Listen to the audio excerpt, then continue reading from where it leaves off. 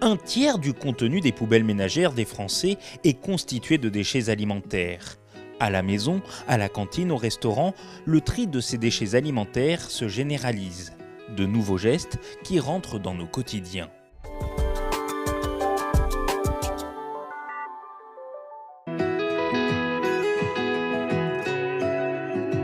Il est 6 h du matin. Dimitri a entamé sa tournée depuis déjà 1 heure. Il collecte des déchets particuliers, des déchets alimentaires. Je passe dans les écoles élémentaires, maternelles, dans les restaurants de la collectivité de Bordeaux. Et je collecte tout ce qui est déchets alimentaires. Et après, on l'amène sur notre site à Aizine.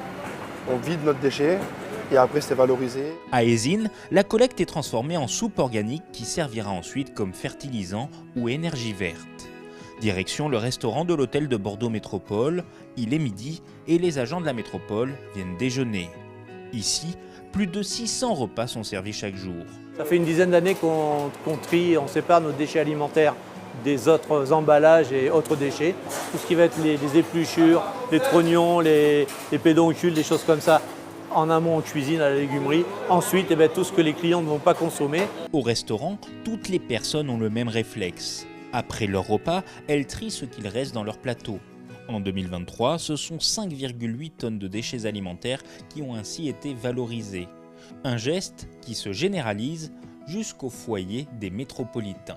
Bordeaux Métropole a choisi 3 solutions justement pour collecter les biodéchets. Donc il y aura le compostage individuel qu'on continue en distribuant les composteurs comme on le fait depuis 2012, donc pour tout habitant qui dispose d'un jardin. On continue de déployer les composteurs partagés sur tout le territoire également.